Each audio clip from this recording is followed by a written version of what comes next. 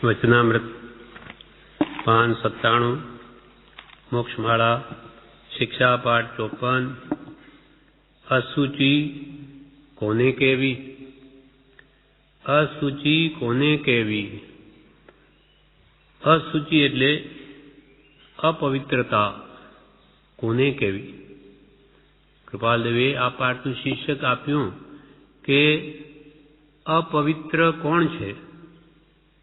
કોને અપવિત્ર કહેવો? અશુચિ કોને કેવી? આ પાઠનું શીર્ષક છે. જિજ્ઞાસુ કહે, મને જૈન મુનિઓના આચારની વાત બહુ રુચિ છે. મને જૈન મુનિઓના આચારની વાત બહુ રુચિ છે. એઓના જેવો કોઈ દર્શનના સંતોમાં આચાર નથી. ગમે તેવા શિયાળાની ટાળમાં પણ અમુક વસ્ત્ર વડે તેઓને રેડવવું પડે છે. જિજ્ઞાસુ વિવેચનમાં બ્રહ્મચાર્યનો અર્થ કર્યો. જિજ્ઞાસુ કોણ? કશાયની ઉપશાંતા જેની થઈ છે, માત્ર મોક્ષ પ્રાપ્તિની જેને અભિલાષા છે, સંસાર પ્રત્યે જેને ખેદ એટલે વૈરાગ્ય ભાવ છે, પોતાના અંતર આત્માની જેને દયા પ્રગટી છે, તે કહીએ જિજ્ઞાસુ. કશાયની ઉપશાંતા, માત્ર મોક્ષ અભિલાષ, ભવે ખેદ, અંતર દયા, પોતાના અંતર આત્માની દયા જેને જાગી તે જ ખરો જિજ્ઞાસુ. આવા જિજ્ઞાસુ જીવને થાય સદગુરુ બોધ તો પામે, સમકીતને વર્તે અંતરશો. ખરેખર જેને તત્વ જાણવાની દાજ છે, જિજ્ઞાસા છે, તેને જ્ઞાની પુરુષનો બોધ થાય તો એ પરિણમે. સામાવાળાને કંઈ જોઈતું જ ન હોય, ભૂખ જ ન હોય તો ગમે તેવું ભોજન હોય તો એ ભાવે નહીં. તેમ સાચી આત્મ પ્રાપ્તિની જિજ્ઞાસા જેને જાગી છે તેને જ જ્ઞાનીનો બોધ અસર કરે છે. એટલે વિવેચનમાં કહે છે કે આવા લક્ષણવાળા હોય તે જ ખરા જિજ્ઞાસુ છે. જિજ્ઞાસુએ સાધુના આચાર વગેરે વાંચીને અવધાર્યું છે, તેથી તેમાં શંકા થવાથી પૂછે છે. સાધુ મહાત્માના કેવા આચાર હોય એ સંબંધી જિજ્ઞાસુએ કંઈ વાંચ્યું છે. એટલે કે છે કે અહીંયા શ્રી ગુરુને પૂછે છે કે જિજ્ઞાસુ કહે, મને જૈન મુનિઓના આચારની વાત બહુ રુચિ છે. જૈન મહાત્માઓ, જૈન ધર્મ જે મુનિઓ છે તેના જે આચાર, એનું વર્તન, જે ભગવાન તીર્થંકરોએ મુનિ ધર્મની યોજના કરી એ કે જે મને બહુ જ ગમી છે. મને જૈન મુનિઓના આચારની વાત બહુ રુચિ છે. એઓના જેવો કોઈ દર્શનના સંતોમાં આચાર નથી. જે જીન દર્શનમાં સૂક્ષ્મ દયાનું નિરૂપણ ભગવાન મહાવીરે કર્યું તેવા તો કોઈ દર્શનમાં, કોઈ દર્શન એટલે ધર્મ, કોઈ ધર્મમાં આવું સૂક્ષ્મ અવલોકન કોઈ કરી શક્યા જ નથી. કેમ કે ક્યાં ક્યાં જીવો રહેલા એ જાણે જ નહીં. પોતાના જ્ઞાન બળે તો એ કેવી રીતે પ્રવૃત્તિ કરે?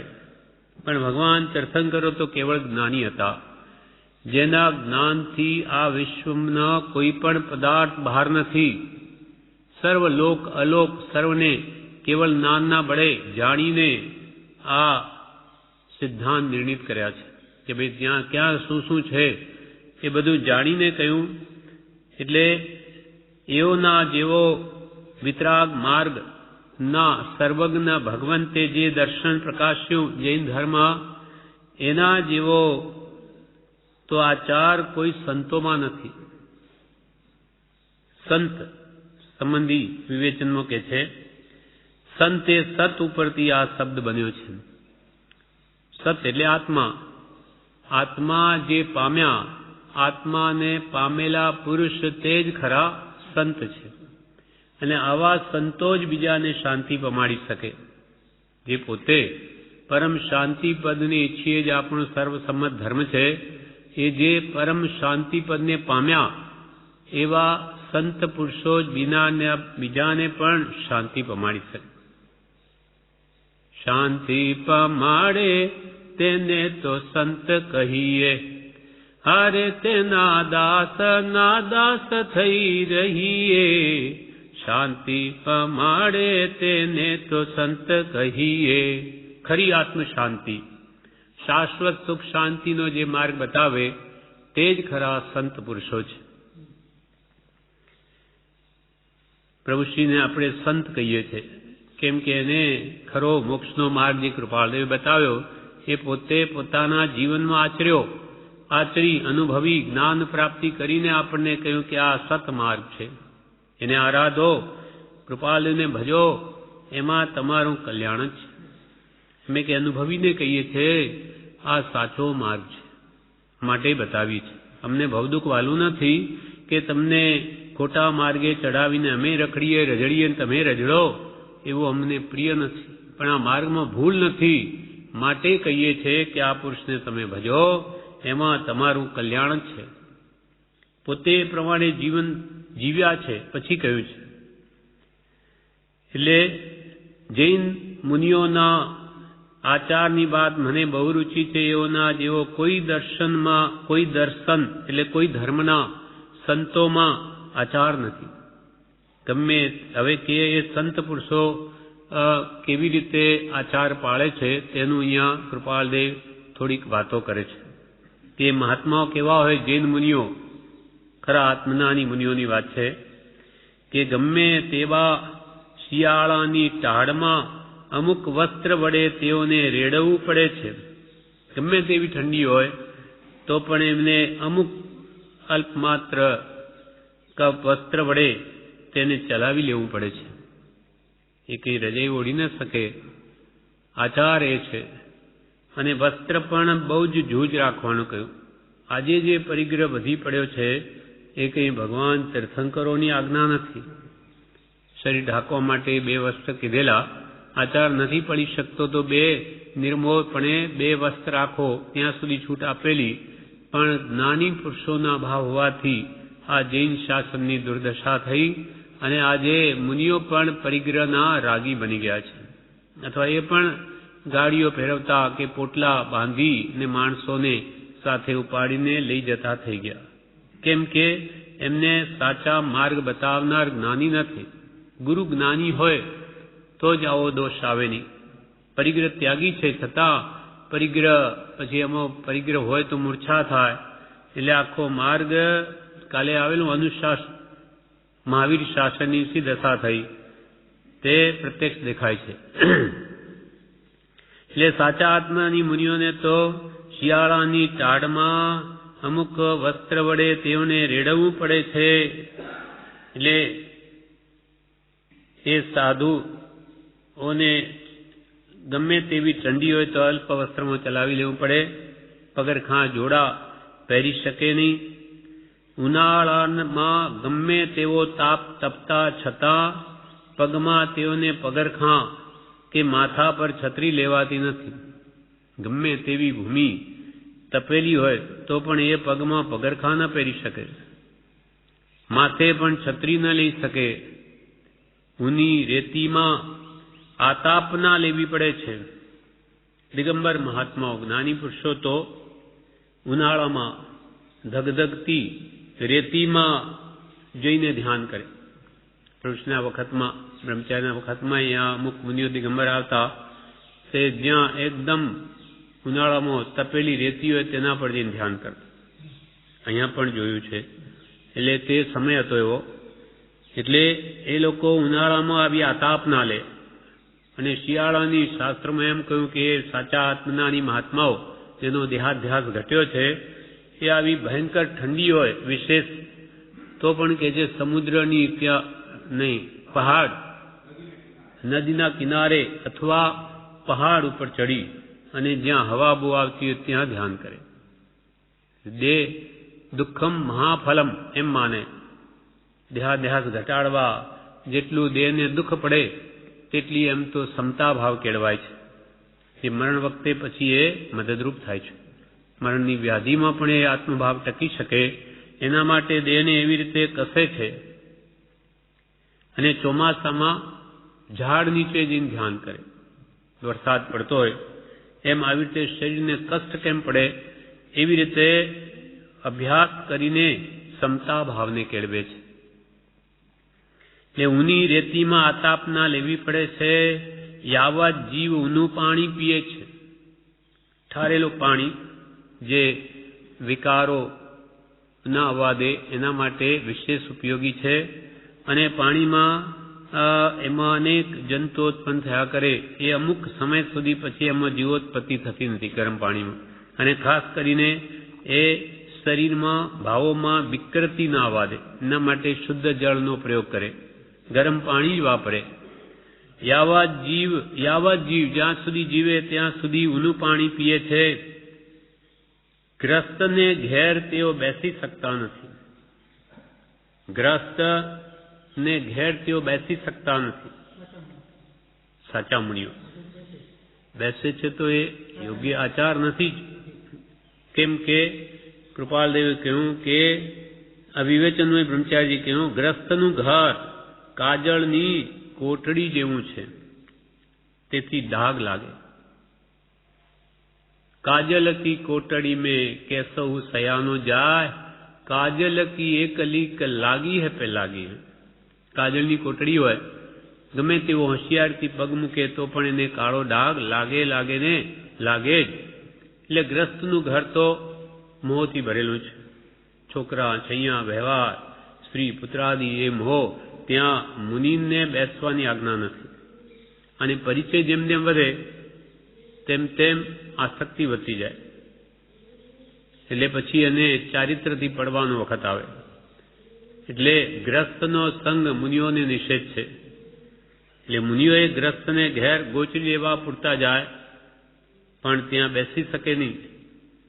એટલે ગ્રસ્તને ઘેર તેઓ બેસી શકતા નથી. શુદ્ધ બ્રહ્મચર્ય પાળે છે. નવવાળ સહિત બ્રહ્મચર્ય પાળવાની આજ્ઞા છે.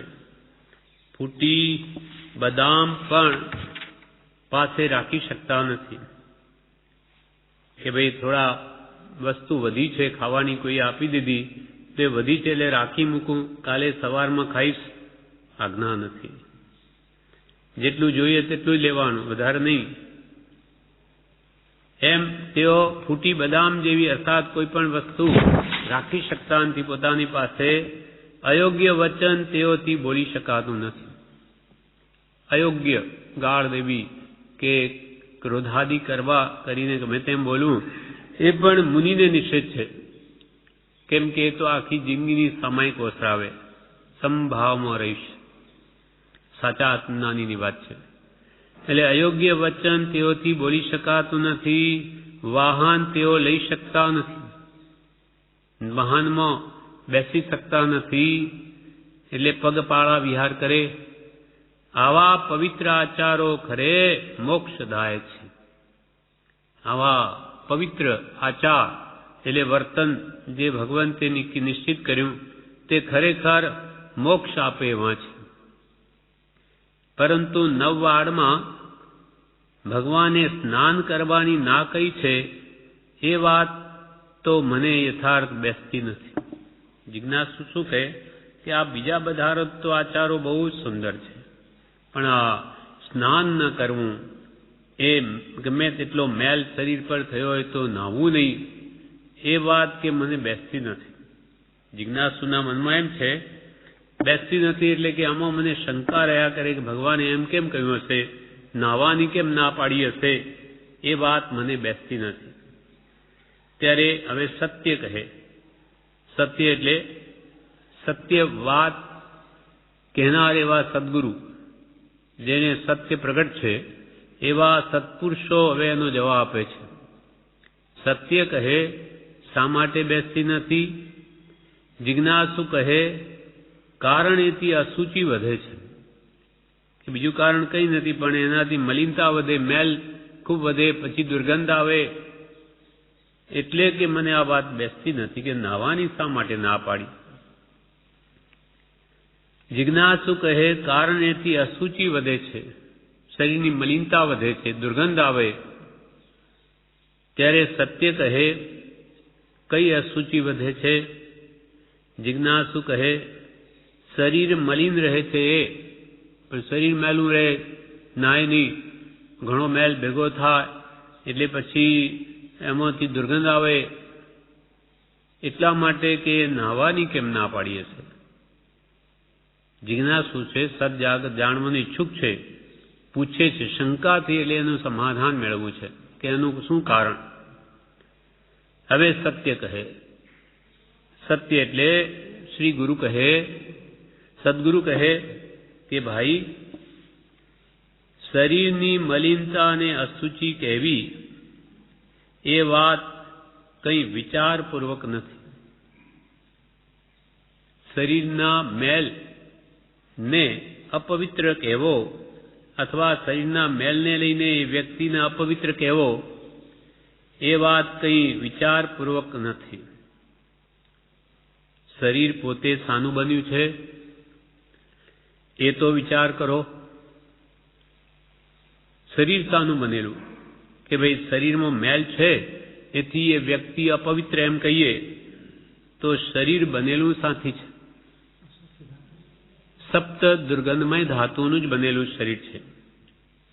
લોહી, માંસ કે જે શ્લેષ્મા કે મળ, મૂત્ર, પિત્ત, રક્ત, કફ વગેરે જે કંઈ પણ સપ્ત ધાતુઓ જે શરીરમાં છે તે બધી દુર્ગંધમય જ છે. એટલે જિજ્ઞાસુ કયા શરીર મલિન રહે તે મને અશુચિ જણાય છે તો મુનિઓ શા માટે સ્નાન કરતા નથી? એના જવાબમાં સત્યે કહ્યું કે ભાઈ, શરીરની મલિનતાને અશુચિ કહેવી એ વાત કંઈ વિચારપૂર્વક નથી. શરીર પોતે શાનું બન્યું છે એ તો વિચાર કરો. કે શરીરનો મેલ કોઈના ઉપર હોય, આત્મા હોય, અને આત્મા એનો પવિત્ર હોય, પણ શરીર મેલું હોય તો કે એ તો અપવિત્ર માણસ છે એમ કહી ન શકાય. કારણ કે શરીરના મેલથી જ જો એને અપવિત્ર કહીએ તો શરીરની અંદર શું ભરેલું છે? મળ, મૂત્ર આદિ જે કંઈ પણ આપણે બહાર ફેંકીએ છીએ ક્યાંથી આવે છે? શરીરમાંથી જ આવે. શરીરના નવે દ્વારમાંથી દુર્ગંધ જ વહે. જેમ કૂવામાં પાણી હોય તો પાણી નીકળે, અને તેલનો કૂવો હોય તો તેલ બહાર આવે, તેમ શરીરમાં જે હોય તે જ એના દ્વારથી બહાર આવે. આપણને ઉપરથી નાહી લીધું એટલે જાણે બધું સ્વચ્છ થઈ ગયું, પણ એ તો કેટલા સમય પૂરતું. જેમ કે બહુ ગરમીના દિવસો હોય, ગમે તેટલું સ્નાન કરીએ પણ બહાર આવીએ કે પાછો પસીનો શરૂ થઈ જાય છે. કેમ કે દરેકના શરીરમાં 3.5 કરોડ રોમ રહ્યા છે, હોલ્સ. આપણા આખા શરીરમાં, દરેકના શરીરમાં 3.5 કરોડ છે, છિદ્રો છે. એ બધા વાટે શરીરમાંથી આ પસીનો બહાર નીકળે. ગમે એટલું અત્તર ફૂલે લગાડીએ તો પણ એ બંધ ન થાય. કેમ કે અંદર બધો મેલ જ ભરેલો. મોઢું છે તો એમાંથી કફ નીકળે, નાકમાંથી લીટ નીકળે, કાનમાંથી ચીપડા નીકળે, આંખમાંથી ચીપડા નીકળે, મળમૂત્રના દ્વારાથી મેલ નીકળે, અને 3.5 કરોડ જે રોમ રાજ્ય છે એમાંથી પણ પસીનો જ નીકળે. એ પણ દુર્ગંધમય. તો એનો અર્થ એ થયો કે જેમ તેલના કૂવામાંથી તેલ નીકળે, અંદર હોય તે નીકળે, આ શરીરમાં આવો ગંદવાળો જ છે તે બહાર આવે. શરીરમાં ગમે તેટલી સારામાં સારી વસ્તુ આપણે ભલે ખાઈએ તો પણ એ વિષ્ટા થઈને જ બહાર આવે. કે ગમે તેટલા શરબત સુગંધમય પીએ પણ એ પણ મૂત્ર રૂપે જ થઈને દુર્ગંધમયથી બહાર આવે. એટલે આવું શરીરનું સ્વરૂપ છે, તેના ઉપર જ જ્ઞાની પુરુષો કહે સૌથી વધારે આપણને પ્રેમ છે. આ જગતમાં સૌથી વધારે પ્રેમ હોય તો કોના ઉપર? પોતાના શરીર ઉપર જ. એના માટે ગમે તે ખર્ચ કરવા તૈયાર છે. બીમાર પડ્યો મરી જાય છે તો એ ગમે ત્યાંથી પૈસા લાવી ઉધાર કરીને પણ કે ભાઈ મારું શરીર કેમ, હું જીવું કેમ, સ્વસ્થ રહે, એના માટે પ્રયત્ન કરે છે. તો એવું જે શરીર મળમૂત્રની ખાણ છે, ખાણ મૂત્રને મળની રોગ જરાને નિવાસનું ધામા, કાયા એવી ગણીને માન તજીને કર સાર્થક કામ. આવી જે આપણું શરીર છે જે મળમૂત્રની ખાણ છે, સોનાની ખાણમાંથી સોનું નીકળે, પણ અહીંયા જે અંદર ભરેલું એ જ બહાર આવે. તો એવા શરીર પ્રત્યે આપણી આસક્તિ છે, મોહ છે, એ જ નવા દેહ ધારણ કરવાનું બીજ છે. એટલે અહીંયા કહ્યું, ભાઈ આ શરીરની મલિનતા અને અશુચિ કેવી એ કઈ વાત વિચારપૂર્વક નથી. શરીર પોતે શાનું બન્યું છે એ તો વિચાર કરો. રક્ત, પિત્ત, મળ, મૂત્ર, શ્લેષ્મનો એ ભંડાર છે. એ પર માત્ર ત્વચા છે. આ શરીર ઉપર માત્ર ચામડી છે. જેમ કે મહે ભરી ભંકાર કે ઉપર રંગ દિયા. જેમ કે આપણું મકાન બનેલું હોય, એમાં અંદર તો માટી, ઢેફાને એ બધા ઈંટોને એનાથી જ પણ પ્લાસ્ટરથી એ શોભે કે કલરથી, પણ અંદર તો બધો કચરો જ ભરેલો છે. એમાં શરીરમાં એવું છે એ ચામડી રૂપ પ્લાસ્ટરથી શોભે કે આ કપડાથી શોભે, બાકી અંદર તો બધી દુર્ગંધમય ધાતુ જ ભરેલી છે. બ્રહ્મચારી આ ભાવ પ્રજ્ઞાબુદ્ધમાં કહ્યો છે, સૌ શરીર નર નારી તણા છે, ચામડે કપડે રૂડા, બંને કરી દ્યો દૂર તો દેખાય કુંડ થકી કુડા. રે રે અવિચારે રૂપાળી, દેહમાની જીવ ભમે, દુર્ગંધી ગંધી કેદમાં મુમુક્ષુ જીવો ના રમે. દુર્ગંધી ગંધી કેદમાં મુમુક્ષુ જીવો ના રમે. સૌ શરીર નર કે નારી તણા છે, ચામડે કપડે રૂડા. ચામડી છે ઉપર આ બધા ગંધવાળાની ઉપર, અને એના ઉપર કપડાં પહેરવામાં આવે એટલે શોભે, બાકી કંઈ ગમે નહીં. જો ચામડી ઉતારી દે જોવું ન ગમે. જો તને સ્ત્રીને જોઈને રાગ થતો હોય તો ત્વચા વગરનું એનું સ્વરૂપ વિચારજે. એની ચામડી વિચારથી કે ઉતારી જો તે કેવું ભયંકર લાગશે. જોવાનું નહીં ગમે, ત્રાસ, ડર લાગશે કે આ શું, આ લોહી ઝરતું હોય ચારે બાજુથી. અને એટલે કપડાં પણ ન હોય તો એ નગ્ન શરીર શોભે નહીં, ખાડા ટેકરા વાળું. એટલે આપણે કપડાથી અને બનાવટી શોભા કરીએ છીએ. એટલે નર કે નારીના શરીરો માત્ર ચામડા અને કપડાથી જ શોભે. બંને કરી દ્યો દૂર તો દેખાય કુંડ થકી કુડા. જે કુંડ હોય ચમારનો, એના કરતો પણ ખરાબ જણાય. કેમ કે ત્યાં તો બધું માંસ હાડકા બધા જુદા કરેલા હોય, અને અહીંયા તો અંદર બધું જોવા એક સાથે ચિત્કારી છૂટે એવું જો ચામડી વગરનું રૂપ જોયું હોય તો ભયંકર ભાસે. એટલે કુંડથી પણ કૂડું જણાય. પણ અવિચારથી આ જીવ રૂપાળી દેહને માની તેમાં મોહ કરી અને આ સંસારમાં ભમે છે અનાદિકાલથી. એટલે આ અશુચિ મય જે શરીર છે તેને આ જીવ પવિત્ર માને. કેવી રીતે પવિત્ર થઈ શકે? એને ગમે એટલું ધુઓ ને એ કદી પવિત્ર નહીં થઈ શકે. તે માત્ર તેના ઉપર માત્ર ત્વચા છે, છતાં એ પવિત્ર કેમ થાય? અંદર તો એવું ભરેલું, એ કેવી રીતે પવિત્ર થાય? ગમે એટલું એને નવડાવીએ તોય. વળી સાધુએ એવું કંઈ સંસારી કર્તવ્ય કર્યું ન હોય કે જેથી તેઓને સ્નાન કરવાની આવશ્યકતા રહે. સાધુ પુરુષોએ તો કઈ એવા સંસારિક કૃત્ય કર્યા નથી કે જેથી એમને સ્નાન કરવાની જરૂર પડે. અને એને ગમે એટલું ગંગાના પવિત્ર કહેવાય છે જળથી નવડાવો, છતાં એ કંઈ પવિત્ર થાય નહીં. કેમ કે અંદર એ જ ભરેલું. જેમ દારૂનો ઘડો હોય, એના માટીનો ઘડામાં જો દારૂ બનાવવામાં આવ્યું હોય તો એના છિદ્રે છિદ્રમાં એ દારૂના બધા અંદર ભરાઈ ગયા હોય. હવે એને ગમે એટલું ધુઓ, એ કાણામાંથી કેવી રીતે કાઢવું? ન નીકળે. તેમ આ શરીર જે રગે રગ જેમાં સપ્ત ધાતુથી જ બનેલી છે, એને ગમે એટલું નવડાવો એ કોઈ દિવસ પવિત્ર ન થાય. એટલે કે મુનિઓ એને સ્નાન નથી કરતા, તેથી અપવિત્ર એમ ન કહેવાય. કેમ કે આમ તો બધા જે નાય છે એના પણ શરીર અપવિત્ર જ છે, અંદર તો એ જ ભરેલું છે. એટલે વળી સાધુએ કઈ એવું સંસાર કર્તવ્ય કર્યું ન હોય કે જેથી તેઓને સ્નાન કરવાની આવશ્યકતા રહે. એક દ્રષ્ટાંત છે. ઉનાળામાં દિવસોમાં એક મહાત્મા ગોચરી માટે પધારેલા. એટલે એક શેઠને ત્યાં વહોરવા ગયા. ત્યાં શેઠની પુત્રી એ તેમને વહોરાવ્યા, પણ એ મુનિ મહાત્માના શરીરમાંથી પસીનાને લીધે દુર્ગંધ આવતી હતી.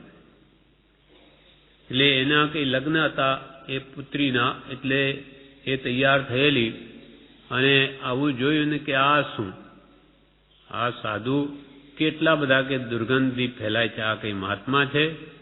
એટલે એ પ્રત્યે એને આ ભગવાને આ વાત બરોબર નથી કહી, નાવું નહીં એમ. એટલે એને મોં મચકોડ્યું કે આ શું આવું, હા દુર્ગંધા આવી બહુ. પછી શું થયું, તે ભાવથી મરી અને આમ ભાવથી વરાવ્યા મુનિને, તેનું પુણ્ય બંધાયું. પણ સાથે આવા ભાવ કરી લીધા કે આ કેવા મલિન છે. એટલે એ દુર્ગંધ પ્રત્યે દુર્ગંધા જે કરી એને લઈને મરીને એ વેશ્યાના પેટે અવતરી. ત્યાં પણ વેશ્યાએ એને ગર્ભ પડાવવા અનેક પ્રયત્ન કર્યો, પડ્યો નહીં. અને જેવી જન્મી કે ભયંકર દુર્ગંધ ફેલાઈ, એવી દુર્ગંધા, એટલે એનું નામ જ દુર્ગંધા આપ્યું. એટલી બધી કે ભયંકર દુર્ગંધ, પણ એ પૂર્વે કરેલા પાપનું ફળ. એટલે વેશ્યાએ તો 4 રસ્તા પર જઈને મૂકી દીધી. ત્યાં થઈને ક્ષણિક મહારાજા જતા હતા. એને લાગ્યું આ શું છે, તો કે એક બાળકી બહુ દુર્ગંધમય છે. એટલે જઈને ભગવાનને ત્યાં વાત કરે છે કે એ એવી કે એણે શું પાપ કર્યું કે જેથી આવી દુર્ગંધમય થઈ છે. તો કે આ રીતે આ વાત કરી, પૂર્વભમાં એણે આવું કર્યું. પણ હવે એનું પાપ પૂરું થવા આવ્યું છે, હવે એને પુણ્યનો ઉદય થઈ ગયો છે એમ કહ્યું. હવે એનું શરીર સુગંધમય બની ગયું છે. એટલે ત્યાંથી એક ભરવાડ આવ્યો, એ લઈ ગયો. અને ભગવાન મહાવીરે એમ કહ્યું શ્રેણિકને કે તું એની સાથે લગ્ન કરીશ. પછી એને ભરવાડ લઈ જાય છે એક મેળામાં. એ બધા મેળો આ મોટી થાય છે, મેળામાં એને પણ ભરવાડ લઈ આવે. શ્રેણિક મહારાજા પણ ત્યાં જાય. હવે એનું ત્યાં એને જોઈ ત્યાં મેળામાં, અને શ્રેણિકને એની સાથે લગ્ન કરવાના ભાવ થઈ ગયા. પોતે ક્ષાયક સમ્યક દ્રષ્ટિ છે, છતાં ચારિત્રમાં કેવો નડે છે કે એને શું કર્યું, એમ આવે છે કે એને એના સાલ્લામાં પોતાની વીંટી બાંધી લીધી. પછી કે મારી તો વીંટી ખોવાઈ ગઈ. અભયકુમારને કે મારી વીંટી ખોવાઈ ગઈ. અભયકુમારે એક એકની ઝડપી લીધી, તપાસ કરી કે એને ત્યાં બાંધેલી મળી. ત્યારે એ બાળા કે મને ખબર નથી, મને કોણ બાંધી. એટલે બુદ્ધિશાળી હતા એ તો બહુ અભયકુમાર. એટલે તરત જ સૈનિક મહારાજાને કહ્યું કે એણે તમારી વીંટી ચોરી નથી, એને તમારું મન ચોરી લીધું છે. ત્યારે પછી સૈનિક મહારાજે કહે કે હા, મારે એની સાથે લગ્ન કરવા છે. આમ થયા. પણ અહીંયા કહેવાનો આશય કે એને દુર્ગંધ જે ભાવથી ભક્તિથી આહારદાન કર્યું તેના બળમાં આ બધું સીધું થઈ ગયું. પાછો પુણ્યનો ઉદય આવ્યો. પણ પાપના ફળમાં એને વેશ્યાના પેટે અવતરીને ફેંકી દેવામાં આવી. આ તો પુણ્ય ઉદય એટલે બચી, નહીં તો નાખી દે કોઈ એને આવી ભયંકર દુર્ગંધવાળી. માટે કદી પણ સાધુ પુરુષોને મલિન જોઈને એના પ્રત્યે બીજો ભાવ ન કરવો. એ તો એમનો શણગાર છે, મેલ એ શણગાર છે મુનિઓ માટે. વળી સાધુએ કેવું સંસારી કર્તવ્ય કર્યું ન હોય કે જેથી તેઓને સ્નાન કરવાની આવશ્યકતા રહે. વિવેચનમાં બ્રહ્મચારી કહે હિંસાયુક્ત મલિનતા, એટલે જેથી જીવ ઉત્પન્ન થાય એવી મલિનતા. મેલ બહુ વધે તો જીવોની હિંસા થાય, પણ એ ગ્રસ્તને માટે છે. મુનિ માટે તો એ શણગાર છે. જેમ કે જૂં પડે, બહુ મેલ વધે તો માખણ થાય વગેરે. શરીર વડે કરીને જીવ હિંસા કરે તો તે મલિનતા છે. ખરી મલિનતા શું? આ શરીર વડે જો આપણે બીજા જીવોની હિંસા કરીએ એ જ ખરી મલિનતા. અને એ જ અશુચિ છે મુનિઓના આચારની વાછા. અહીંયા મુનિઓના આચારની વાત છે. મુનિઓને શરીર મલિનતા હોય તે અપવિત્રતા નથી, તે સાથે જીવ હિંસા હોય તો અપવિત્રતા કહેવાય. મુનિઓનું શરીર મલિન હોય તેથી કે મુનિ અપવિત્ર નથી, પણ એ જીવ હિંસા કરતા હોય તો અપવિત્ર છે. મુનિઓને તો જેમ જેમ બળ પરિસર સહન કરે તેમ તેમ આત્માની ઉજ્જવળતા થાય છે. એ ઊંડા વિચારથી સમજવાનું છે. ઉપરથી ખ્યાલ ના આવે કે ભાઈ મુનિઓ કેમ સ્નાન કરતા નથી, પણ એમાં કેટલી એને દેહાધ્યાસ ઓછો હોય ત્યારે આ બધી સહન શક્તિ કેળવાય. સહેલું નથી, બહુ મુશ્કેલ છે. તો આ મુનિ મહાત્માઓ પોતાને આત્મભાવ ટકાવી દેહ પ્રત્યેની મૂર્છા ઘટાડી અનેક પ્રકારના પરિસરો સહન કરે. તેમાં મળ પરિસર છે, મુનિઓ માટે શણગાર છે, એના આત્માની ઉજ્જવળતા થાય. આ વાત ઊંડા વિચારથી સમજવાની છે, જેથી આત્મા મલિન થાય તે મલિનતા છે. શરીર તો મલિન જ છે. શરીરને તો ગમે એટલું ધુઓ, પણ એ તો એને ખરેખર બહારથી શુદ્ધિ કરવામાં આવે, પણ અંદરમાં તો એ પદાર્થ એ દુર્ગંધમય અથવા અશુચિમય પદાર્થનું જ બનેલું શરીર છે. એટલે કૃપાલ કહ્યું ખાણ મૂત્ર ને મળની, મળમૂત્રની જ ખાણ છે. વળી કે છે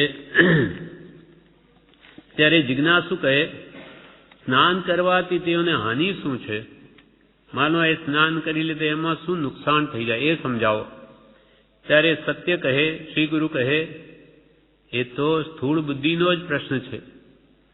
નાવાથી અસંખ્યાતા જંતુનો વિનાશ, કામાગ્નિની પ્રદીપ્તતા, વ્રતનો ભંગ, પરિણામનો બદલવું, એ સગળી અશુચિ ઉત્પન્ન થાય છે અને એથી આત્મા મહામલિન થાય છે. આ તો કે સ્નાન કરવાથી કે શું નુકસાન એમ જિજ્ઞાસુ કહ્યું. ત્યારે શ્રી ગુરુ કે એ તો બહુ સ્થૂળ બુદ્ધિનો પ્રશ્ન છે. નાવાથી તો અસંખ્યાત જંતુનો વિનાશ થાય. કેમ કે પાણીના એક ટીપામાં અસંખ્યાત જીવો છે, એ બધા મરણ પામે. એટલે કહ્યું જેટલું બને એટલું પાણી ઓછું ઢોળવું.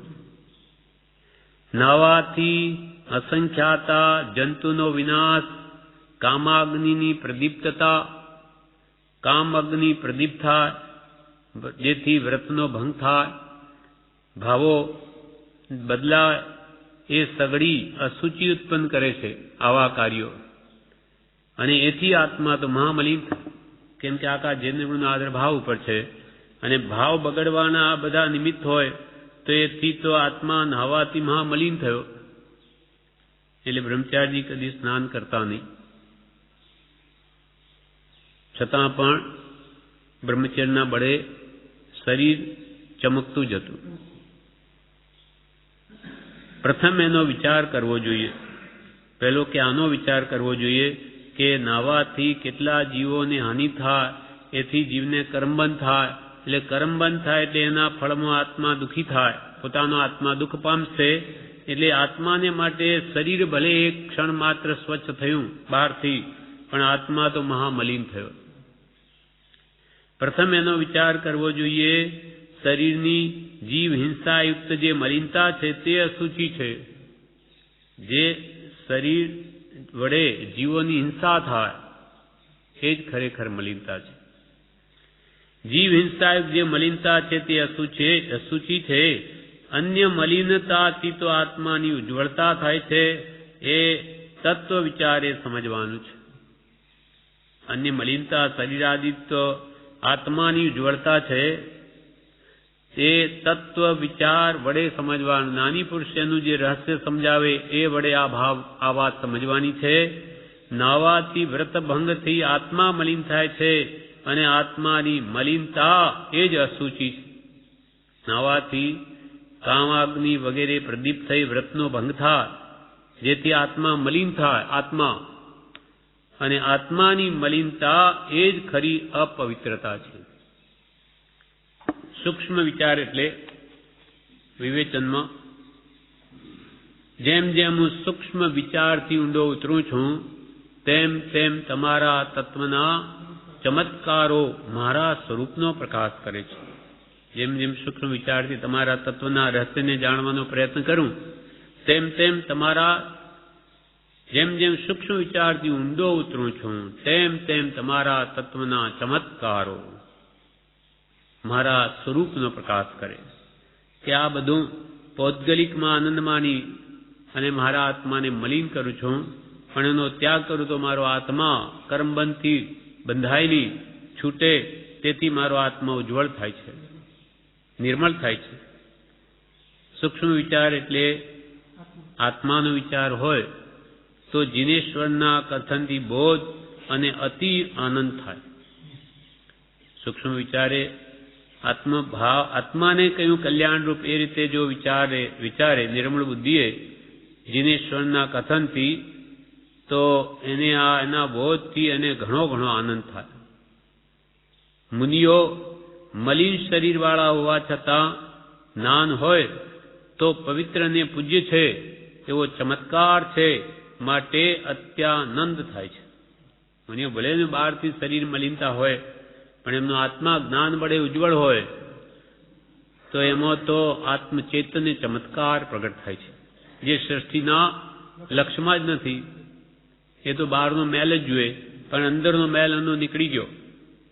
જ્યારે આપણે બહારથી સ્વચ્છ રહીએ અને અંદરની મલિનતા ભાવોની જતી જ નથી.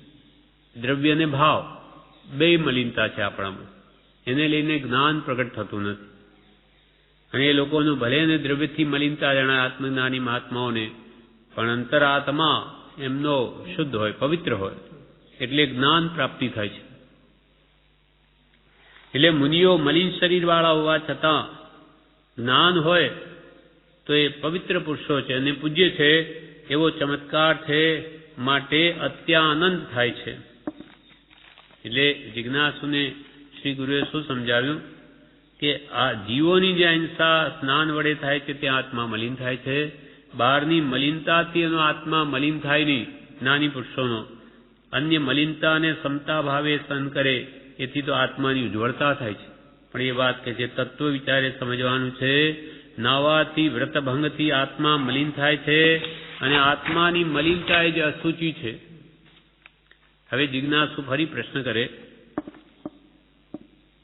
ના એનાથી પહેલા તો સંતોષ વ્યક્ત કર્યો કે મને તમે બહુ સુંદર કારણ બતાવ્યું. સૂક્ષ્મ વિચાર કરતા જીનેશ્વરના કથનથી બોધ અને અતિ આનંદ પ્રાપ્ત થાય છે. વારું ગ્રસ્તાશ્રમીઓને જીવ હિંસા કે સંસાર કર્તવ્યથી થયેલી શરીરની અસુચિ ટાળવી જોઈએ કે નહીં?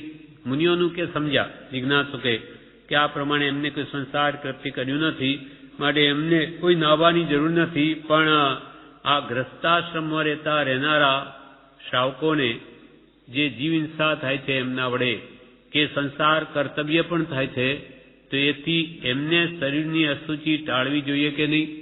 ગ્રસ્તોએ નાહવું જોઈએ કે નહીં? ત્યારે સત્ય કહે, શ્રી ગુરુ કહે, સમજણપૂર્વક અસુચિ ટાળવી જ જોઈએ. સમજણપૂર્વક એટલે તેમણે જીવ હિંસા કે સંસાર કામથી થયેલી શરીરની અસુચિ ટાળવી જ જોઈએ. સમજણપૂર્વક ટાળવી. સમજણપૂર્વક એટલે પાણીની જરૂર પડે તો ઓછામાં ઓછા પાણીથી સ્નાન થઈ જતું હોય તે કરી લેવું. પછી જોઈએ અડધી ડોલ અને વાપરે 3 ડોલ, એ ભગવાનની આજ્ઞા નથી. ગ્રસ્તને માટે પણ થોડું પાણી ઢોળે, જીવોની વિશેષ ઉત્પત્તિ થાય, જીવ હિંસા થાય તેમ ન કરે. આ યત્ન ગ્રસ્તોને માટે આ સમિતિ યત્નાપૂર્વક વર્તવું. એટલે જેમ બને તેમ જળકાય, પૃથ્વીકાય, અપકાય, તેવુકાય, વાયુકાય, વનસ્પતિકાય બધાની રક્ષા કરે જેમ બની શકે, તો એટલો આશ્રમ કર્મોનો ઓછો થાય. અને હંમેશા એ જીવોને બચાવવાનો ભાવ હોવાથી બંધ પડે તે પણ અજ્ઞાન ધ્યાનથી ખપી શકે એવા શિથિલ બંધ પડે. અને એક મોજ આનંદથી હર્ષ પામીને હિંસા કરે તો હિંસાનંદી રૌદ્ર ધ્યાન પણ થઈ જાય કોઈ વાર. જેમ કે આબુમાં પ્રભુશ્રીજી મહિનો રહેલા તે વખતે બહાર ગાડીમાં બેસાડી અને ગોવિંદભાઈ જેવા ત્યાં લઈ જાય. ત્યાં એકવાર એમણે પેલો સ્વિમિંગ પુલ આવ્યું ફરતા ફરતા, તો ત્યાં આ અંગ્રેજી બધા યુરોપિયનનું રાજ્ય હતું, ત્યાં બધા આવેલા, એ બધા કૂદાકૂદ કરતા હતા પાણીમાં પડે. ત્યારે પ્રભુશ્રી કહે ગોવિંદભાઈ ને કે આ જો આ બિચારા જીવોને ક્યાં ભાન છે, આમાં આનંદ માને અને જીવોને દુઃખ થાય, પણ એને ક્યાં ભાન છે. એમ આ જીવ કે આવી પછી કે આવી રીતે આ રીતે જીવ બધો સમય વેડફી નાખે છે અને બંધ કરી કર્મોના અજ્ઞાનવશ રઝળ્યા કરે છે. એટલે સમજણપૂર્વક અશુચિ ટાળવી જ જોઈએ. સમજણપૂર્વક ગ્રસ્તોએ એવા સાંસારિક કામ કર્યા હોય તો એને પવિત્ર થવા માટે સ્નાનાદિ કરવું જોઈએ, પણ સમજણપૂર્વક, એટલે જેમ બને તેમ અલ્પ આરંભથી. જૈન જેવું એક કે પવિત્ર દર્શન નથી અને તે અપવિત્રતાનો બોધ કરતું નથી, પરંતુ શૌચાશૌચનું સ્વરૂપ સમજવું જોઈએ. જૈન જેવું તો એક કે પવિત્ર દર્શન આ જગતમાં છે જ નહીં. એ કોઈ કાળે પણ અપવિત્રતાનો બોધ કરતું જ નથી. પરંતુ પવિત્રતા કોને કહેવાય, અપવિત્ર કોને કહેવાય, એનું સ્વરૂપ પહેલા સમજવું જોઈએ. અંતરંગ મલિનતા આત્માની, રાગ દ્વેષ કામ ક્રોધાદિ ભાવોથી જે આત્મા મલિન થઈ રહ્યો છે એ ખરેખર તો એ અપવિત્રતા છે. અને આ જીવ બહારથી પોતાને નવડાવીને પવિત્ર માને. એ જ ભાવ વિવેચનમાં બ્રહ્મચારી કહે. હવે જિજ્ઞાસુ ગ્રસ્તાશ્રમ વિશે પૂછે છે. તેમણે જીવ હિંસા કે સંસાર, જીવ હિંસા એટલે 5 પાપ: હિંસા, ઝૂઠ, ચોરી, અબ્રહ્મ, બ્રહ્મચર્ય ત્યાગ અથવા એનું પાલન નહીં, અને પરિગ્રહનો સંગ્રહ. એ 5 પાપોથી જે જીવની હિંસા થાય, કે સંસારી કામથી થયેલી શરીરની અશુચિ ટાળવી જોઈએ કે નહીં. ઉત્તરમાં સમજણપૂર્વક અશુચિ ટાળવી. થોડું પાણી ઢોળે, જીવોની વિશેષ ઉત્પત્તિ થાય, જીવ હિંસા થાય તેમ ન કરે, ઘર સ્વચ્છ રાખે, જીવોત્પત્તિ જ ન થાય તો પછી એને દૂર કરવામાં બિચારા મરે નહીં. એટલે અમુક દિવસે ઘર સાફ કરવું દર અઠવાડિયે, કે ક્યાંય જીવજંતુ તો ઉત્પન્ન થાય એમ જાળા પણ લઈ લેવા જોઈએ. એટલે સ્વચ્છ રાખવું જોઈએ, નહીં તો પછી જીવોત્પત્તિ થાય, પછી એને સાફ કરી મરે એ બિચારા જીવો. એટલે યથાશક્તિ સાચવે. બહારથી ચોખ્ખા થઈને ફરો છો તે કરતાં આત્માની પવિત્રતા થાય તેમ કરવું. બ્રહ્મચારીએ છેલ્લું આ કહ્યું, બહારથી બગલા જેવા ફરો છો પણ અંતરથી સ્વચ્છ થાઓ, અંદરની મલિનતા કાઢો. બહારથી ચોખ્ખા થઈને ફરો છો તે કરતાં આત્માની પવિત્રતા થાય તેમ કરવું. આપણો આત્મા અંતરંગ જે 28 પ્રકૃતિઓ જે મોહનીની છે એ કેમ નષ્ટ થાય, તેમાં આત્માનું કલ્યાણ છે. આ મોહની કર્મનો પરિવાર આખો, દર્શન મોહની 3 પ્રકૃતિ અને કસાય ભાવો, 9 કસાયો આ વગેરે, એ બધા કેમ ઘટે, એમાં આપણાનું આત્માનું કલ્યાણ છે. અને એ વડે જ આત્મા પવિત્ર થાય. બાકી બહાર શરીરને નવડાવવાથી માત્ર પવિત્રતા માની લેવી એ કે છે કોઈ યથાયોગ્ય નથી, યથાર્થ નથી. એટલે મુનિઓ સ્નાન નથી કરતા, કેમ કે એમનો લક્ષ્ય તો આત્મકલ્યાણ માટેનો છે. અને આ નાવામાં જીવ હિંસા, જીવો ઘણું પાણી ઢળવા સંખ્યાત જીવોનો નાશ થાય અને કામાગ્નિ વગેરેની જે પ્રદીપ્તતા થાય, એટલે સંયમ પાળવામાં એ બાધક છે. માટે મુનિઓ એનો ત્યાગ કરે છે. એટલે ઉત્તમ એની ભાવના આત્મ પવિત્રતા માટેની હોવાથી તે અશુચિ ન કહેવાય, પણ એ સૂચિ કહેવાય, પવિત્ર કહેવાય. એટલા માટે અશુચિ એટલે કોને કેવી, અપવિત્રતા કોને કેવી, તો કે જેનું મન મલિન તે અપવિત્ર, શરીર મલિન એની, મનમાં જે વિકારી ભાવો છે તો એ અપવિત્ર માણસ છે. ભલે બહારથી ગમે એટલો સ્વચ્છ હોય, અને મન જેનું મહાત્માનું શુદ્ધ છે એ ગમે એટલો બહારથી મલિન દેખાય પણ તે પવિત્ર છે. આ પ્રમાણે આ પાઠ પૂરો થયો. હવે એ સંબંધી પ્રવેશિકામાં પણ પાઠ છે એનો, જે આપણે આવતીકાલે લઈશું. વચનામૃત પાન 97 શિક્ષા પાઠ 54 અશુચિ કોને કહેવી? અશુચિ એટલે અપવિત્રતા કોને કહેવી? મોક્ષમાળામાં એ પાઠ પૂરો થયો. હવે પ્રવેશિકામાં પણ શિક્ષા પાઠ 77 અશુચિ કોને કહેવી એનું શીર્ષક બેનું એક જ છે. અપવિત્રતા કોને કહેવી? એમાં બ્રહ્મચારીજી પહેલા એક મહાભારતની શાંતિ પર્વની ગાથા મૂકે છે, જે શ્રી કૃષ્ણ અર્જુનને શિક્ષા આપે છે. તે કહે છે કે આત્મા નદી સંયમ તોય પૂર્ણા સત્યાવહા શીલ તટાર્ધયોર્ભિઃ તત્રાભિષેકમ કુરુ પાંડુપુત્ર ન વારિણા શુદ્ધતિ ચાંતરાત્મા. આત્મા નદી, આત્મારૂપી નદી, તેમાં હે પાંડુપુત્ર તું સ્નાન કર. તે નદી કેવી છે? તો કે સંયમ રૂપી પાણીથી ભરેલી. પેલી નદીમાં નાવાથી તો કંઈ આત્મા પવિત્ર થાય નહીં, પણ તો મલિન થાય. કેમ કે એ વડે જીવ હિંસા થાય જીવોની, જળકાય જીવોની. પણ પવિત્ર થવાનો ઉપાય તો આ છે કે સંયમ. એટલે હે પાંડુપુત્ર, એટલે હે અર્જુન, તું સંયમ રૂપી પાણીથી ભરેલી એવી નદીમાં સ્નાન કર કે જે સત્યને ધારણ કરનારી છે, શીલ રૂપી કાંઠાવાળી છે. એ નદીનો કાંઠો શીલ, બ્રહ્મચર્ય તથા દયારૂપી મોજાવાળી એવી આત્મારૂપી નદીમાં હે પાંડુપુત્ર તું અભિષેક કર. કેમ કે કેવળ પાણીથી કે અંતરાત્મા શુદ્ધ થતો નથી. માત્ર પાણી શરીર ઉપર ઢોળવાથી કંઈ આત્મા શુદ્ધ નહીં થાય. એ તો આવી રીતે સંયમ પાળવાથી, સત્ય બોલવાથી, શીલનો આશ્રય કરવાથી, દયા પાળવાથી જ આત્મશુદ્ધિ થઈ શકે. એ જળથી નહીં થાય. જળ વડે તો એ શરીર પણ શુદ્ધ નહીં થાય. કેમ કે શરીર પણ એ દુર્ગંધમય સપ્ત ધાતુનું જ બનેલું છે. એને પણ ગમે એટલું ગંગાજળથી સ્નાન કરાવવામાં આવે તો પણ એ કદી શુદ્ધ નહીં થાય.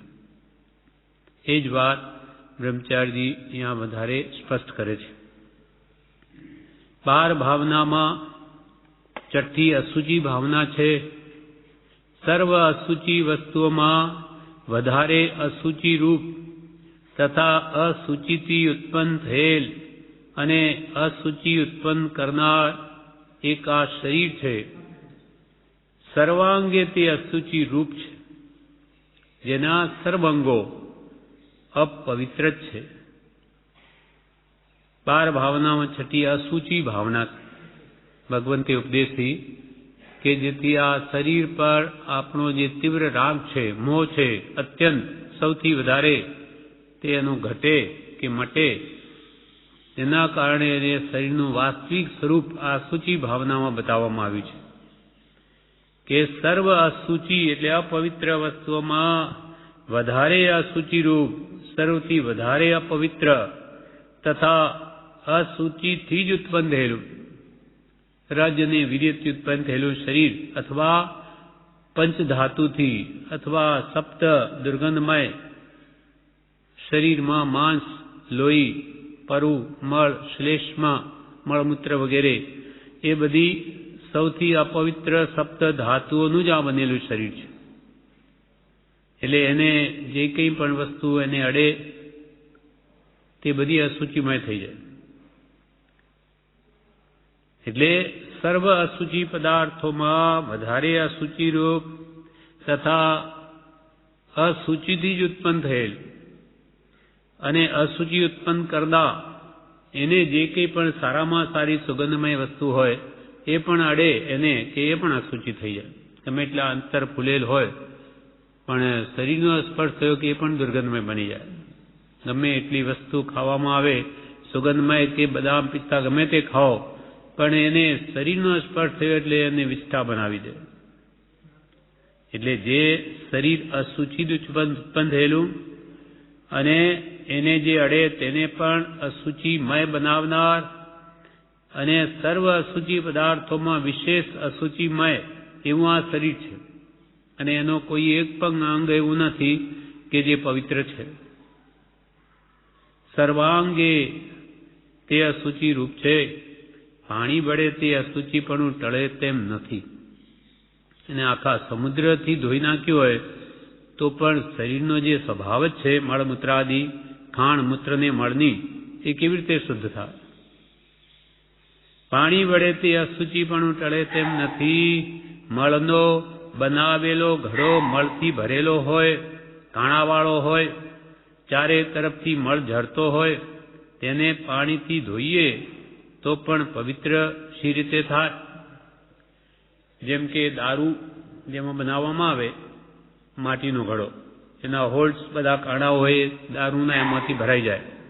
હવે એને ગમે તેટલું ધો પણ એના જે કણકણમાં એના માટીના એમાં જે ભરાઈ ગયું એ કેવી રીતે નીકળે?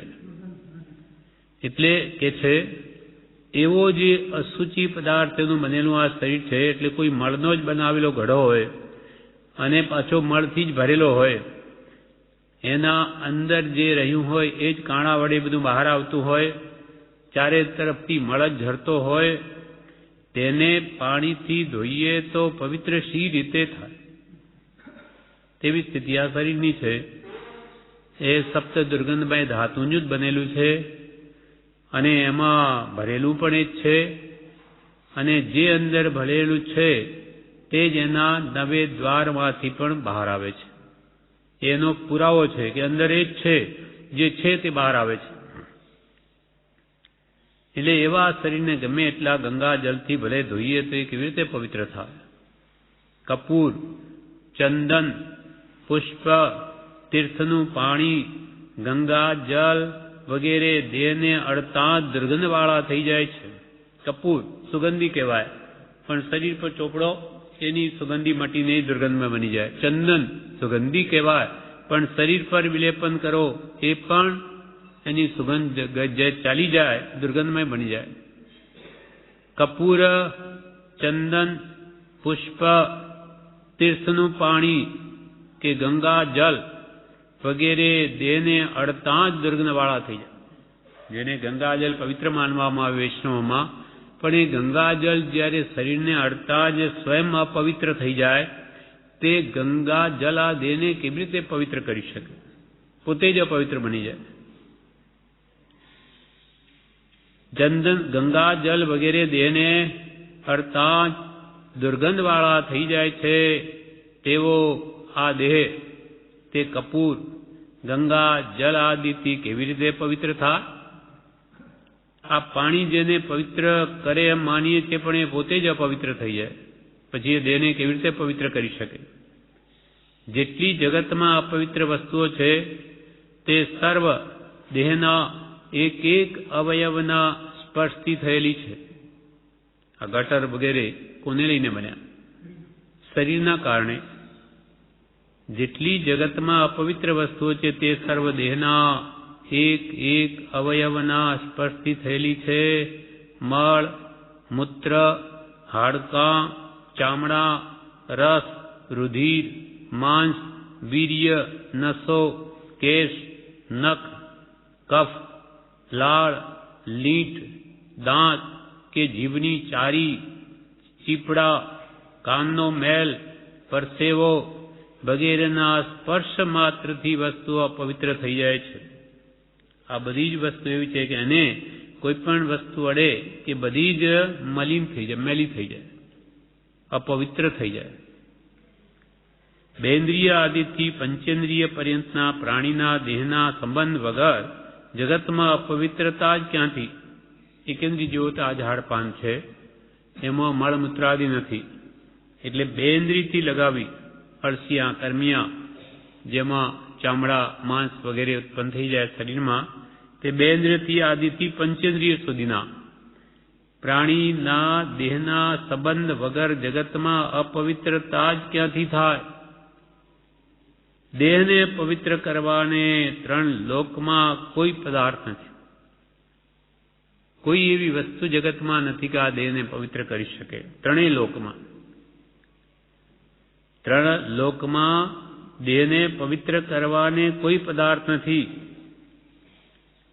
દ્રષ્ટાંતની વાત સમજાવે કે કોલસો હોય એ પોતે જ કાળો જ હોય ઠેઠ અંદરથી બહાર સુધી, તો એને ગમે તેટલો ધોઈએ કોઈ પદાર્થથી, એમાં સફેદાઈ છે જ નહીં, ક્યાંથી આવે બહાર? તેમાં દેહમાં તો બધો મેલ જ છે. ગમે તે વસ્તુ એ માંસ તો બનેલું, દુર્ગંધમાં બીજી બધી જ ધાતુઓ, તો એને ગમે એટલું પવિત્ર કરવાની કોશિશ કરી થાય જ નહીં. જેમ કે કોયલાને જેમ જેમ જળથી ધોઈએ તેમ તેમ કાળાશ જ નીકળે, ધોળો થાય નહીં. તેમ આ દેહનો સ્વભાવ જાણો. તેમાં દેહનો સ્વભાવ જ એવો છે, એની પ્રત્યેક એનો પરમાણુ પૂતગલનો એ દુર્ગંધમય જ છે. માટે એને ગમે તે વસ્તુથી સાફ કરવો નહીં થાય, એવો આ દેહનો સ્વભાવ જ છે. દેહને પવિત્ર માનવો એ મિથ્યા દર્શન છે. દેહને પવિત્ર માનવો, ભલે સ્નાન કરીને પણ, એ પણ મિથ્યા માન્યતા છે. દેહ કોઈ કાળે પવિત્ર થાય નહીં, કેમ કે એની દરેક ધાતુઓ અપવિત્ર જ છે. ધન આદિ પરિગ્રહ, 5 ઇન્દ્રિયોના વિષયો, મિથ્યાત્વ, ક્રોધ, માન, માયા, લોભ, એ તો અમૂર્તિક એવા આત્માના સ્વભાવને મલિન કરે છે.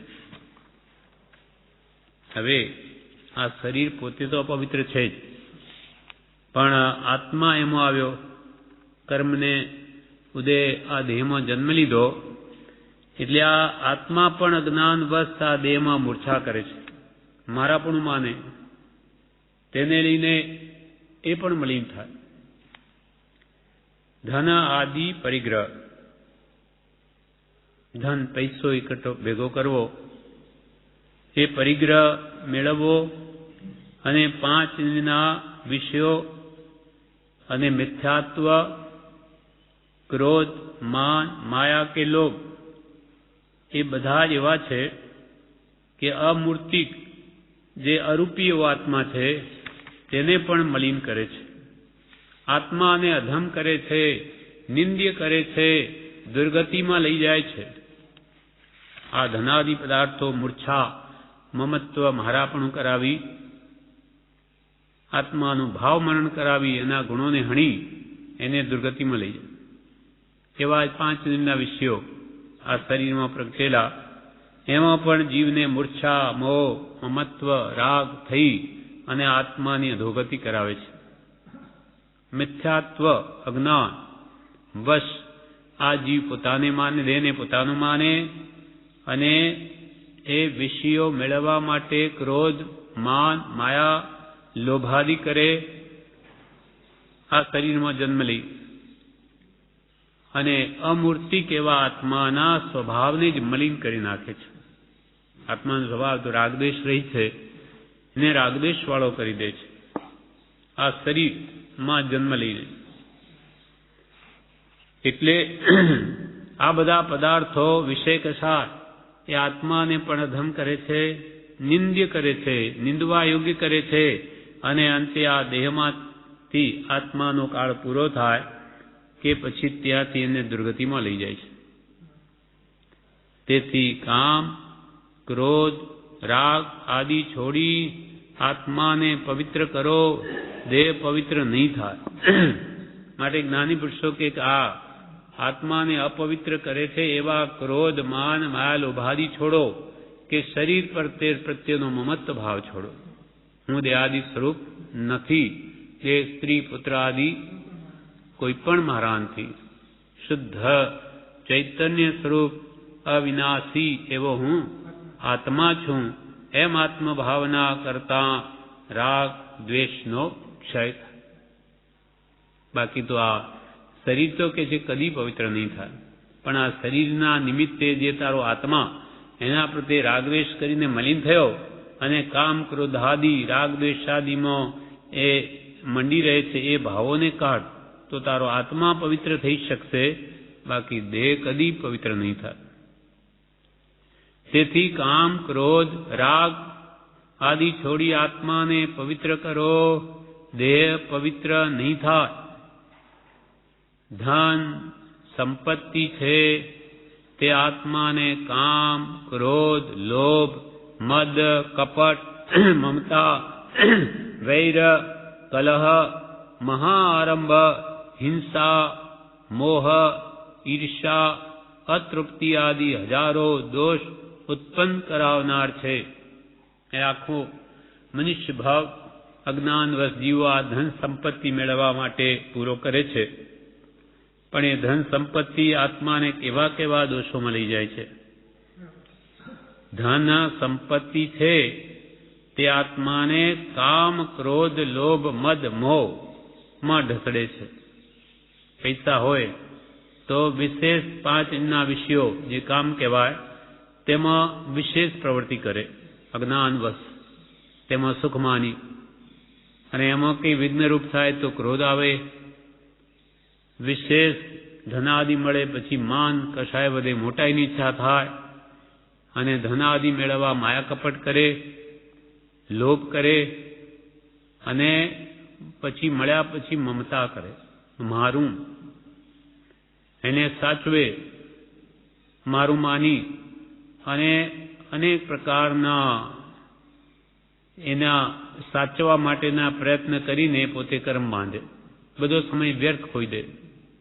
કોઈની સાથે પૈસાના નિમિત્તે વેર પણ કરે, ઝઘડા પણ કરે, મહા આરંભ કરે. વિશેષ ધનાદિ હોય તો એને હજુ વધારું એમ કરીને ફેક્ટરીઓ, કારખાના નાખે, અનેક પ્રકારના આરંભ કરે, મહા આરંભ કરે, હિંસા કરે, મોહ વધારે, અને બીજાનું દેખીને પછી ઈર્ષા પણ કરે. પોતા પાસે ઘણું હોય પણ બીજાનું જોઈને ફરી ઈર્ષા થાય કે એને એટલું કેમ મળી ગયું. અતૃપ્તિ, સંતોષ થાય નહીં. જેમ જેમ મળે તેમ તૃષ્ણા વધે છે. અતૃપ્તિ આદિ હજારો દોષ ઉત્પન્ન કરાવનાર છે આ ધન સંપત્તિ. એટલે શંકરાચાર્યએ કહ્યું મોહમુદ્ગરમાં, અર્થમ અનર્થમ ભાવૈ નિત્યમ નાસ્તિ તત સુખ લેશાત સત્યમ. અર્થમ અનર્થમ, અર્થમ અનર્થમ, અર્થ એટલે ધન છે તે જ અનર્થનું મૂળ છે. ભાવૈ નિત્યમ, એમ તું નિત્ય ભાવના કર. અર્થમ અનર્થમ ભાવૈ નિત્યમ નાસ્તિ તત સુખ લેશાત સત્યમ. એ સત્ય કહીએ છે કે આ ધન વડે તને સાચું સુખ નથી. એ તને મેળવવામાં પણ દુઃખી જ કરશે, મેળવવા પછી સાચવવામાં દુઃખી કરશે, અને ખર્ચાશે ત્યારે પણ દુઃખી જ કરશે. નાસ્તિ ન અસ્તિ તતઃ, તેથી સુખ સત્યમ, આ સત્ય વાત કહીએ છીએ. પુત્રાદપી ધન ભાજા ભીતિ સર્વત્રેષા વિહિતારીતિ. પુત્ર આદિ, અપી પુત્રથી પણ, પુત્રાદપી પુત્રથી પણ ધન હોય તો ભય રહે છે કે આ કંઈ બધું મારું લઈ જશે તો. એટલે પુત્રથી ભય રહે તો બીજાથી તો રહે જ. પુત્રાદપી ધન ભાજા ભીતિ સર્વત્રેષા વિહિતારીતિ. જગતની આ જ રીતિ છે. માટે અર્થ એ જ અનર્થનું મૂળ છે એમ તો હંમેશા ભાવના કર.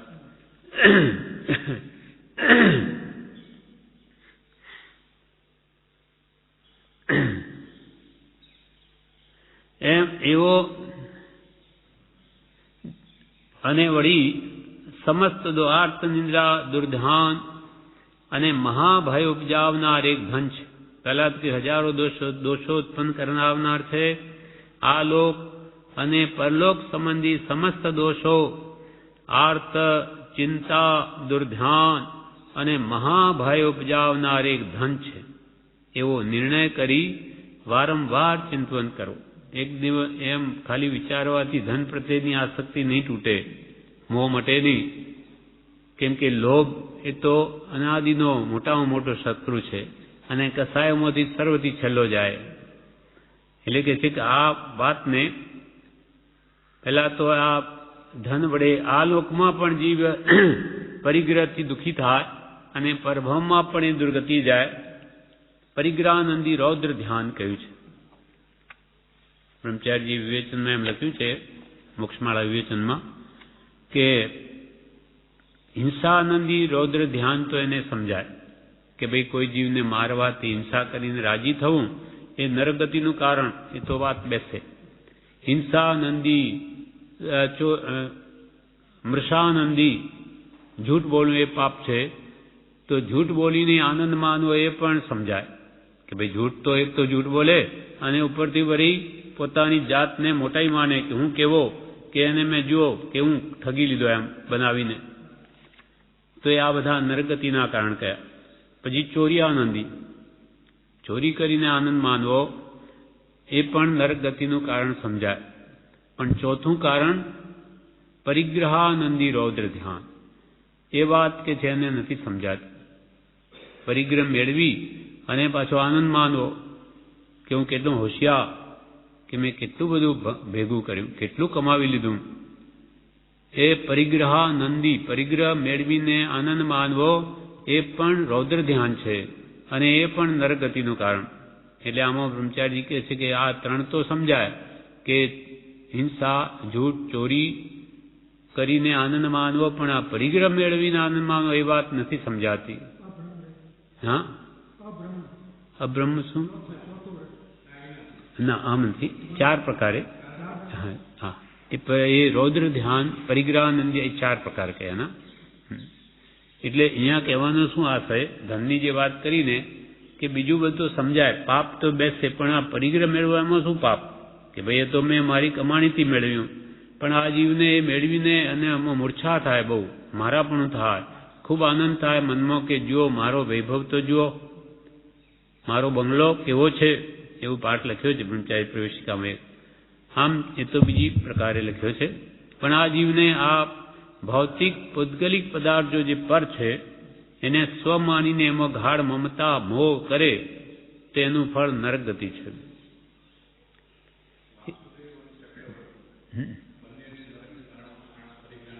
રૌદ્ર ધ્યાન છે કે વાસુદેવ ચક્રવર્તી નરકમાં જાય.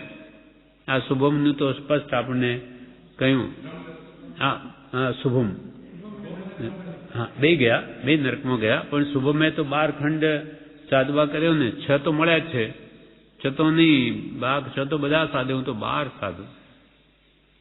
તે 12 સાધવા જતા 6 ગયા. આધી તજ સારી કો ધાવે, આધી રહે ના સારી પાવે. બધું જ ગયું, પોતે ગયો. અને જઈને પાછો ક્યાં ગયો? 7મી નરકમાં. એટલે પરિગ્રહ એ કેટલો મોટો પાપ છે. એટલે કૃપાલદેવે તો વારંવાર આરંભ પરિગ્રહથી નિવર્તવા માટે કેટલું બધું કહ્યું છે કે ભલે બીજું તમે ધર્મ કર્મ ઓછું થાય, પણ આ પાપ તો ઘટાડો. પુણ્ય બાંધવી વાત દૂર રહી, પણ પાપ તો ઓછું કરો. પીપા નામના સંત થઈ ગયા, એમને શું કહ્યું કે પીપા પાપ ન કીજીએ તો પુણ્ય કિયા વાર 1000. પીપા પાપ ન કરો તો તે 1000 વાર પુણ્ય જ કર્યું છે. એટલે કે પહેલા તો આરંભ પરિગ્રહથી નિવર્તો તો એની વૃત્તિ કંઈ અવકાશ મળવાથી સત્પુરુષના વચનો પ્રત્યે જાય, વિચારોનો અવકાશ મળે. આરંભ પરિગ્રહ અસત્સંગ ને અસત પ્રસંગથી જીવનું વિચાર બળ પ્રવર્તું નથી. એટલે એ જ વાત અહીંયા કરી કે એનાથી આત્મા મલિન થાય છે ખૂબ. અસુચિ કોને કહેવી? તો આ બધા જે ધન સંપત્તિ વડે આ દોષો, હજારો દોષો ઉત્પન્ન થાય, એ આત્માને મલિન કરે છે. આ લોક અને પરલોક સંબંધી સમસ્ત દોષો, આર્ત ધ્યાન, ચિંતા, દુર્ધ્યાન અને મહાભય ઉપજાવનાર એક ધન છે. એવો નિર્ણય કરી વારંવાર ચિંતવન કરો. એવો મનમાં પહેલા તો નિર્ણય કરીને વારંવાર આ વાતને ચિંતવન કરો, પાછો ભૂલી જશે. અનાદિનો અભ્યાસ બીજો છે અને આખું જગત એ તરફ છે, એટલે પાછો ત્યાં ખેંચાઈ જશે. એવો નિર્ણય કરી વારંવાર ચિંતવન કરો. 5 ઇન્દ્રિયના વિષયો આત્માને ભૂલાવનાર અને મહાનિંદ્ય કર્મો કરાવનાર છે. આ વિષયો, વિષય ને કસા એ શત્રુ છે. એ આત્માને ભૂલાવનાર અને મહાનિંદ્ય કર્મો કરાવનાર છે. માણસ પૈસા માટે ગમે તે પાપ કરવા તૈયાર થઈ જાય. જગતમાં જે ન કરવા યોગ્ય નિંદ કર્મો તેને ઇન્દ્રિયોના વિષયોની વાંછા કરાવે છે. મારે આ વિષયો ભોગવવા જોઈએ પાંચેન્દ્રિયોના, અને એના માટે ધન જોઈએ, એટલે એના માટે ગમે તે પાપ કરવા તૈયાર છે. જગતમાં જે ન કરવા યોગ્ય એવા નિંદ્ય કર્મો તેને પણ ઇન્દ્રિયોના વિષયોની વાંછા કરાવે છે.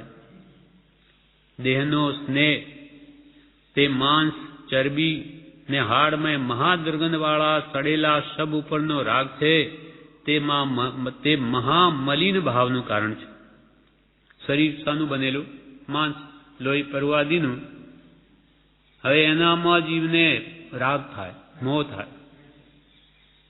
દેહનો સ્નેહ તે શાના ઉપરનો સ્નેહ છે? માંસ, ચરબી ને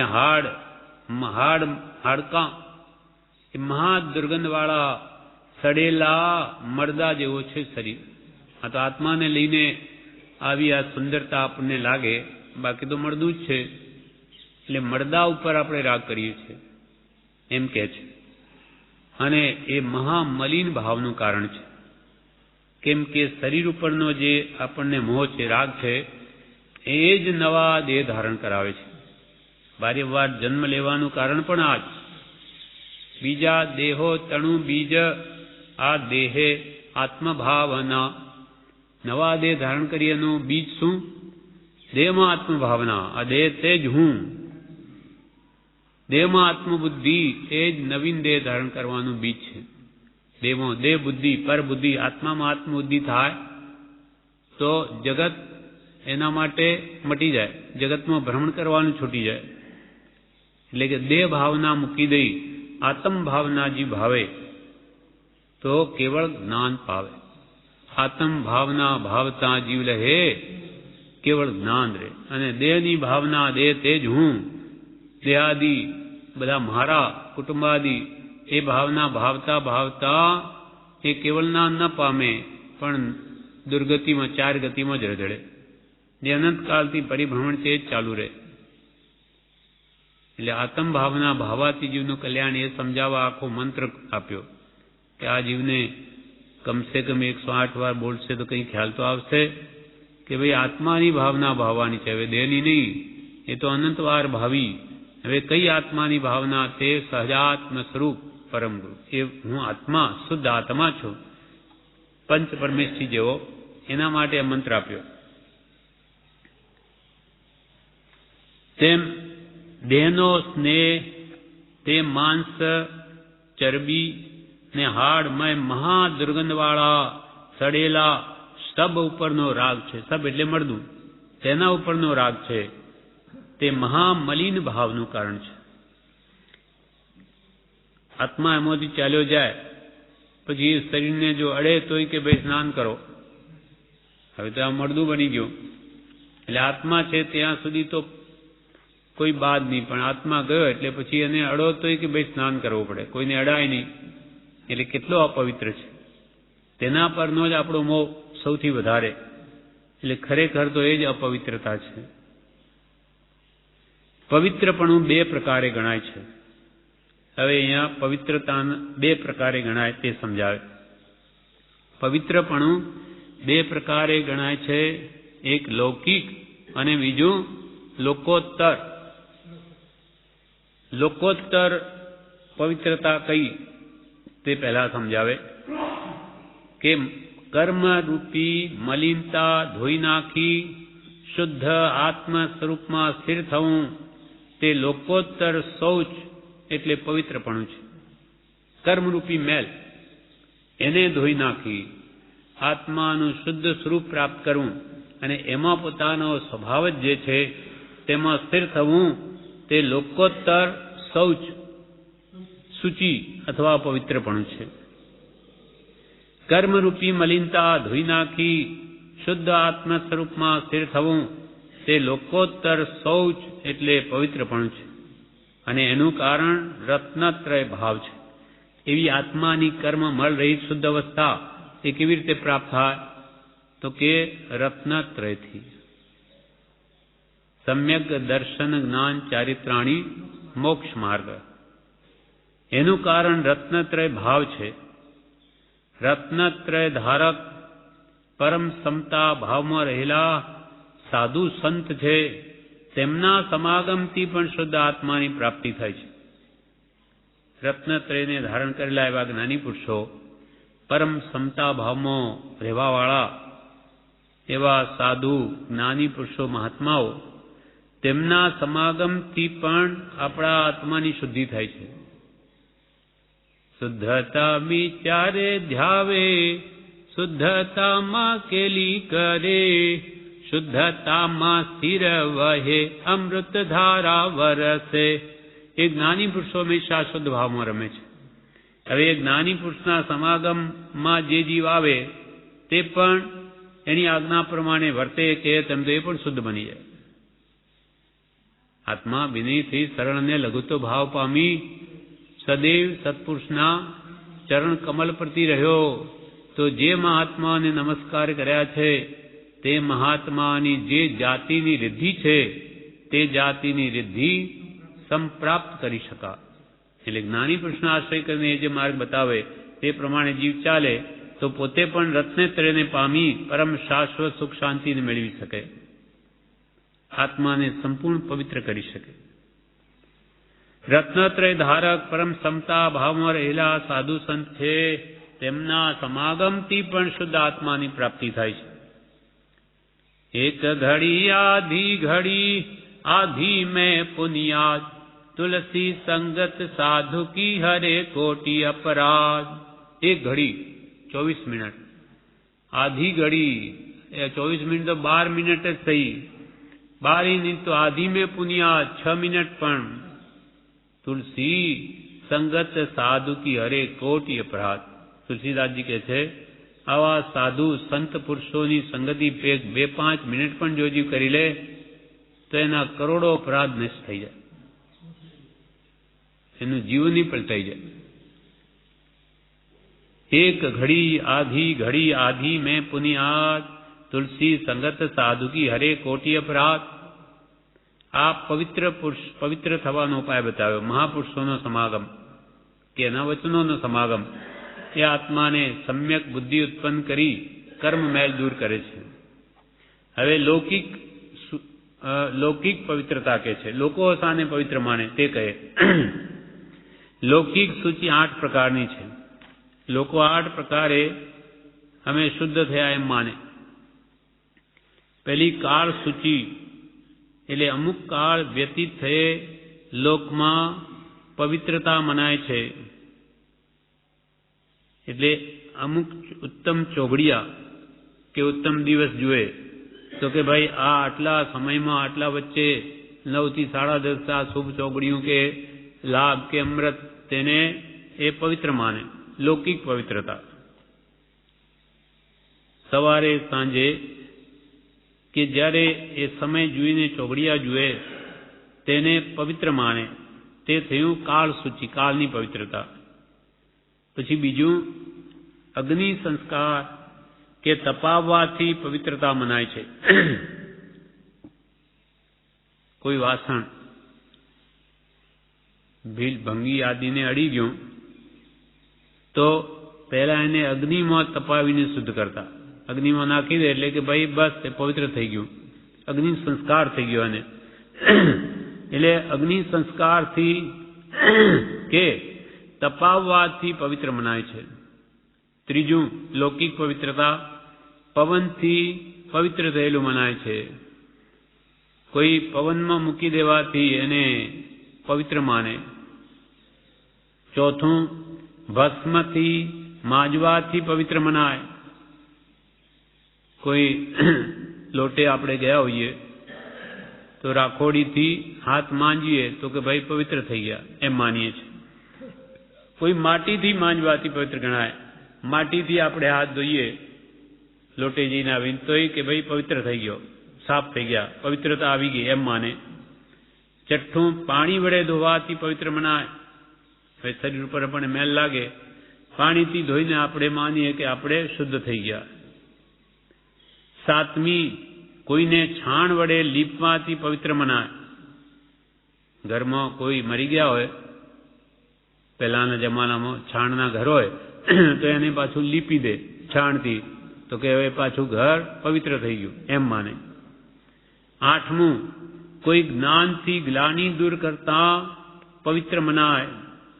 એટલે કોઈ સમ્યક સમજણથી ધર્મ પ્રત્યેની ગ્લાનિ દૂર થતા પવિત્રતા મનાય. ધર્મ પ્રત્યે કોઈ ગ્લાનિ ભાવ આવી ગયો હોય, પાછી સાચી સમજણ આવીને એ જ્ઞાનથી એનો પશ્ચાતાપ કરી લે તો એ શુદ્ધ થઈ ગયો એમ મનાય. કોઈ જ્ઞાનથી ગ્લાનિ દૂર થતા પવિત્ર મનાય છે એમ લૌકિક જન મનમાં પવિત્રતાનો સંકલ્પ કરે છે. લોકો આવી રીતે પોતાને પવિત્ર થઈ ગયા એમ માને છે. એમ લૌકિક જન મનમાં પવિત્રતાનો સંકલ્પ કરે છે, પરંતુ શરીરને શુચિ કરવાને તો કોઈ સમર્થ નથી. આમ માનીને આપણે ભાઈ આમ નાઈ લીધું પવિત્ર થઈ ગયા, પણ આ શરીર તો કોઈ કાળે પવિત્ર થાય એમ નથી. આ પ્રકારે શરીરનું અપવિત્રપણું ચિંતવવાથી શા ફાયદા? કે ભાઈ એ શરીર એવું અશુચિમય છે, એવી અશુચિ ભાવના વારંવાર વિચાર કરવાથી જીવને લાભ શું ફાયદો? તે હવે બતાવે છે. આ પ્રકારે શરીરનું અપવિત્રપણું ચિંતવવાથી શરીરની શોભા વધારવામાં, રૂપાદિકમાં અનુરાગ હોય તે દૂર થાય છે. એટલે કે હું ગમે એટલી એની શોભા વધારું, પણ એનું અંદરનું મૂળ જ મેલ ભરેલું, ગમે એટલી ટાપ ટેપ કરું પણ એ થોડી વારમાં જ પાછું દુર્ગંધમય થઈ જશે. તો એ શા માટે મારે એના માટે સમય બગાડવો? એમ એને કંઈ ખ્યાલમાં આવે. રૂપ આદિને ગમે એટલા શણગાર કરું, રાગ કરી ના પર થોડી વારમાં તો આ બધું જ ભૂસાઈ જશે.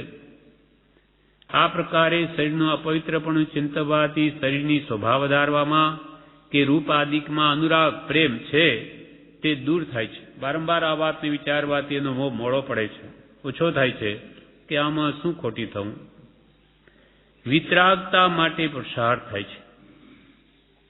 વિતરાગતા મને કેમ પ્રગટે? આ શરીરનો મોહ મટી જઈ અને આત્મભાવમાં આવું, સ્વભાવમાં આવું અને શરીર પ્રત્યેનો મમત્વ ભાવ ત્યાગું, એવી વિતરાગતા માટેનો પુરુષાર્થ થાય.